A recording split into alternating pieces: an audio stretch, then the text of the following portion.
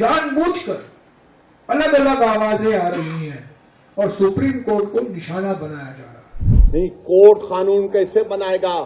अरे जालिमों, supreme court का judgement कानून का मौकफ रखता है। पढ़ो, तुम लोग ट्यूबलाइट हो। They are trying to threaten the judiciary also. They are trying to blackmail the judiciary also. This is the most dangerous action on democracy. Contempt proceedings initiate करे ये नकली डिग्री वाले निशिकांत दुबे जी के खिलाफ और इनको जेल भेजे।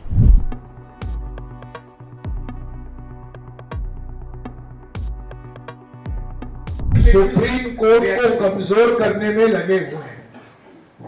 सुप्रीम कोर्ट के जो अधिकार हैं, संविधान जो अधिकार देता है सुप्रीम कोर्ट को, उसको काटने में, उसको कमजोर करने में लगे हुए हैं।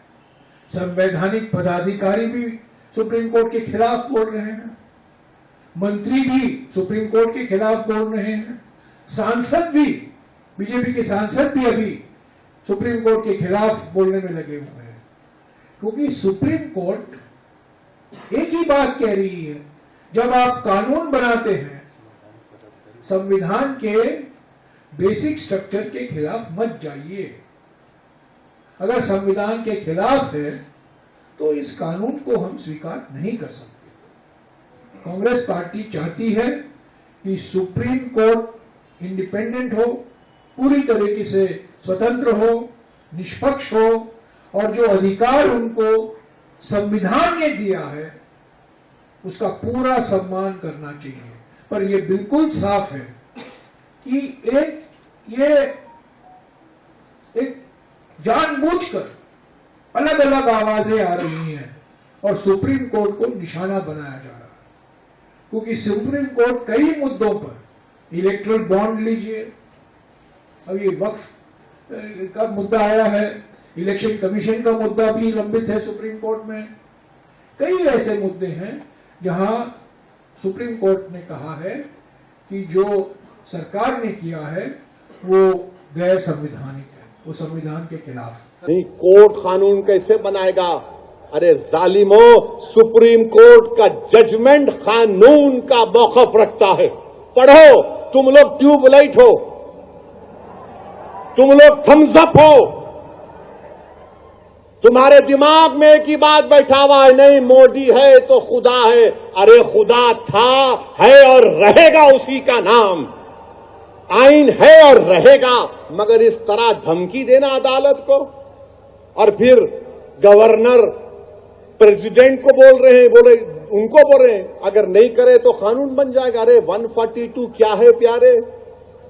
142 आइन का बनाने वाला अंबेडकर है।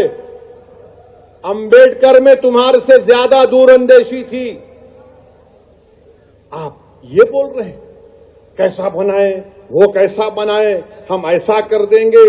मगर मेरे अजीज दोस्तों और बुजुर्गों, बीजेपी आइन पर एक फ्रॉड कर रही है और डरा रही है। रिलीजियस वार की धमकी बीजेपी दे रही है। मिस्टर मोदी, कौन रेडिकलाइज हो चुका है बताओ? आप सत्ता में आप हैं, आपके लोग रेडिकलाइज हो चुके हैं, इतना रेडिकलाइज हो चुके हैं कि कोर्ट को धमकी दे रहे हैं, रिलीजियस वार हो जाएंगे। मोदी जी, अगर ये धमकी देने वालों को आप नहीं रोकेंगे, देश कमजोर होगा और देश कभी भी माफ नहीं करेगा। आज सत्ता इख्तिदार आपके पास है, कल नहीं रहेगा इंशाअल्लाह ताला, कल नहीं रहेगा इंशाअल्लाह ताला। अब भारत का हिंदू भी जान चुका है कि वक्फ का कानून बनाए तो क्या मेरे को नौकरी मिलती। हिंदू जान चुका है कि मुसलमानों की नफरत को दिखाकर, मुसलमानों को डराकर वोट बटोरती आई बीजेपी। दिखाने के लिए कुछ नहीं है। 4.5-5% नौजवानों में बेरोजगारी है, उनके बेरोजगारी को दूर करने का कोई प्रोग्राम नहीं, मगर सिर्फ मुसलमानों को नफरत का निशान बना दो। Actually, it is clearly a case of contempt of court, violation of constitutions. This is an anti-constitutional and clearly attracting the contempt of court activities. I think this cannot be taken as a lightly. one of the serious allegations has been made by a member of parliament against the Chief Justice of India. It is one of the important, very serious issue. Direct attack on judiciary.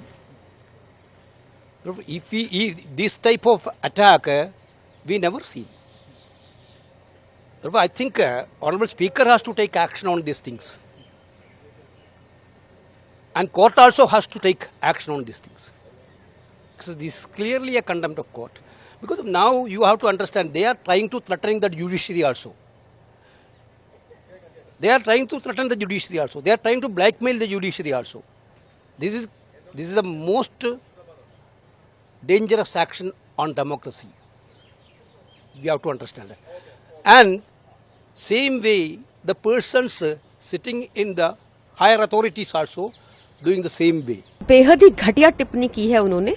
उनसे जब सवाल पूछा गया बांग्लादेशी घुसपैठियों के बारे, तो उन्होंने सुप्रीम कोर्ट के सिटिंग सीजीआई को देश में हो रहे दंगों का जिम्मेदार बता दिया। ये बेहद ही घटिया टिप्पणी है। एंड सबसे पहले तो आई होप कि कल ही supreme court suo motu proceedings, contempt proceedings initiate करे ये नकली डिग्री वाले निशिकांत दुबे जी के खिलाफ और इनको जेल भेजे। हमने पिछले कुछ सालों में देखा है कि जब भी कोई जज भाजपा की फेवर में जजमेंट दे देते हैं तो उस जज की 100 गलतियां माफ करके उनको राज्यसभा भेज दिया जाता है। पर हाल ही में हमने देखा कि जब एक जज ने ये हिदायत दी कि कानून फॉलो किया जाए और गवर्नर्स बिल के ऊपर इनडेफिनेटली ना बैठे रहे, तो भी इन्होंने भाजपा ने अपना पूरा तंत्र लगा दिया उन जजेस को डिफेम करने को, सुप्रीम कोर्ट को अटैक करने को। ये क्यों चाहते हैं कि बिल्स के ऊपर इनडेफिनेटली गवर्नर बैठे रहें? गवर्नर्स की तो कोई जवाबदेही नहीं होती, वो तो एजेंट है भाजपा के। जवाबदेही तो चुनी हुई सरकार की होती है और गवर्नर का काम होता है कि चुनी हुई सरकार की एड एंड एडवाइस से अपना काम करें।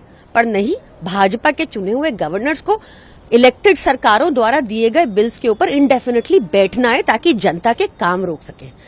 मैं सुप्रीम कोर्ट से आई एम रियली होपिंग कि कल ये निशिकांत दुबे जी के खिलाफ कंटेम्प्ट प्रोसीडिंग्स इनिशिएट हो और इनको जेल भेजा जाए। जब सरकार के पास कोई अपनी उपलब्धि नहीं बचती है, अपनी नाकामी छिपाने के लिए नए नए कानून, नई नई घटनाएं करते हैं और कोशिश करते हैं कि जनता उसी में उलझ जाए।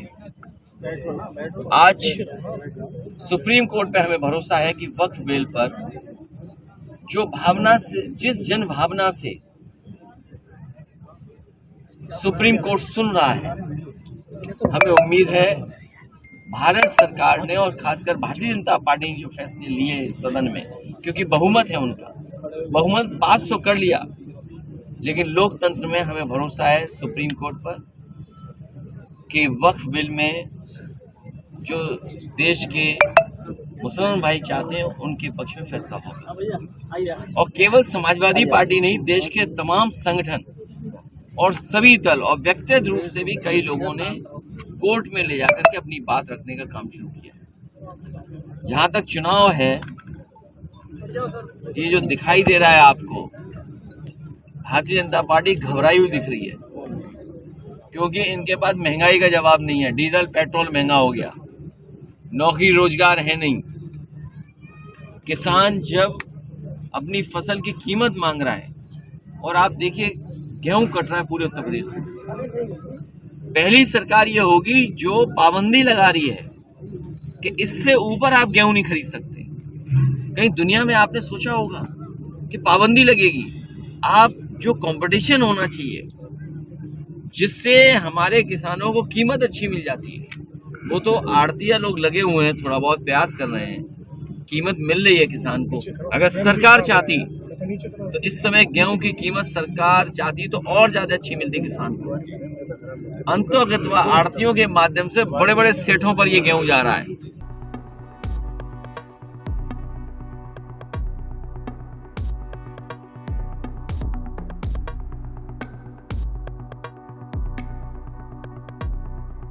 इस देश में धार्मिक युद्ध भड़काने के लिए केवल और केवल सुप्रीम कोर्ट जिम्मेवार है। सुप्रीम कोर्ट का एकमात्र उद्देश्य है, show me the face will show you the law. Supreme court अपनी सीमा से बाहर जा रहा है। सुप्रीम कोर्ट की सीमा यह है कि भारत का संविधान जिस कानून को बनाया उस कानून की उसको व्याख्या करनी है, और यदि वो व्याख्या नहीं कर सकती है और सब कुछ के लिए सुप्रीम कोर्ट जाना है तो इस संसद का कोई मतलब नहीं है, विधानसभा का कोई मतलब नहीं है, उसको बंद कर देना चाहिए।